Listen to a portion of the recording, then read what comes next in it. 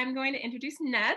So Ned has so much experience in the outdoors, specifically with snow travel in the Sierra and safety in the Sierra. So he has been a wilderness skills instructor.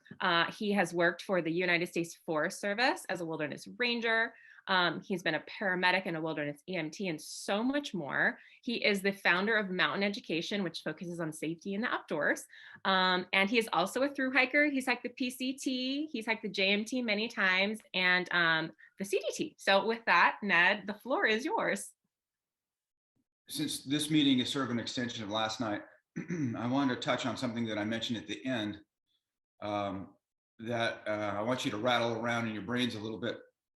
When you are planning and when you are asking questions, and it's wonderful that you do, and it's wonderful that you're here, always consider your sources. I obviously I'm on the class of pages and all that sort of stuff because I make myself available to answer and help.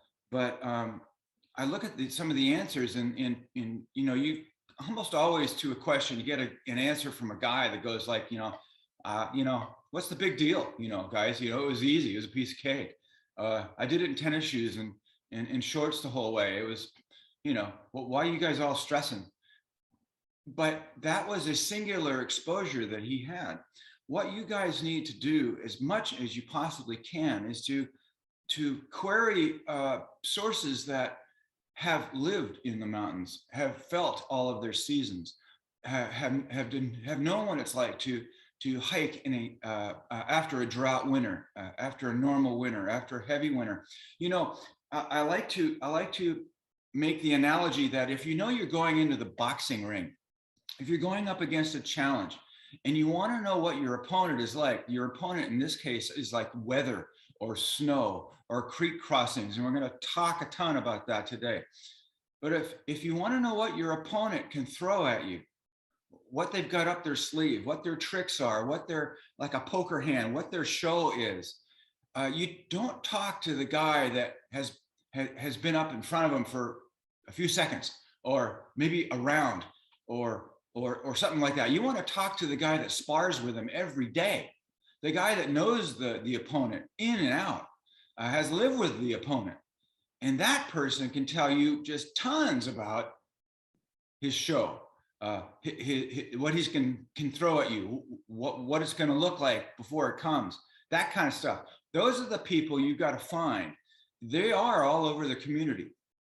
I remember doing not blind phone calls, cold calls to people who lived in Tahoe. I was 17 years old living in the Bay Area when I was planning my hike. And I needed to talk to people who lived up there. So I made phone calls to ski areas.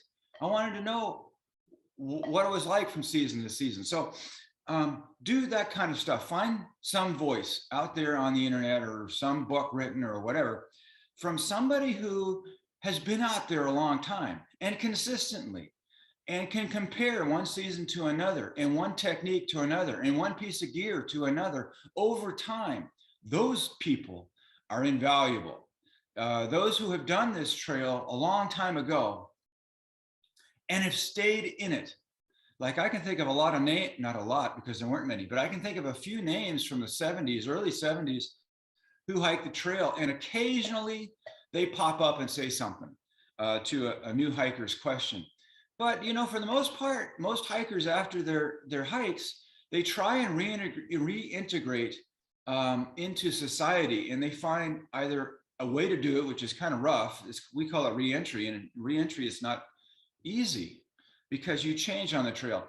So a lot of these people they move on to a degree, and so you don't find the old voices in the forums like I'd like to see. I'd like to see more of that because they shed a lot of info from over years and years and years of seeing different conditions out there, and you guys don't know the conditions you're walking into. So the more light you can shine on it, the more info you can pull in on it, what the creeks are going to look like, how to test the snow bridges, how to find a good crossing space, what that looks like, the better. So I just wanted to hit on that.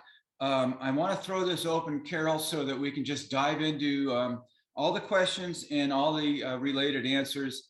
This is a time for you guys to ask questions regarding how do I become, how do I deal with these things that came up last night? How do I deal with obviously snow and creek crossings and heat and bugs and mud and what happens if I'm running late up in the North Cascades and I feel like the snow's coming in? What do I do? What are my options?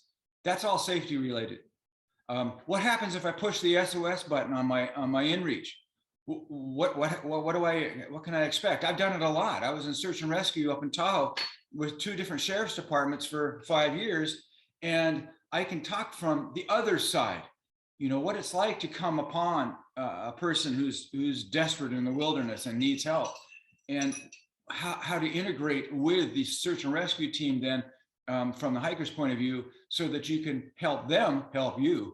For so many years in May and June, you know, above 10,000 feet teaching,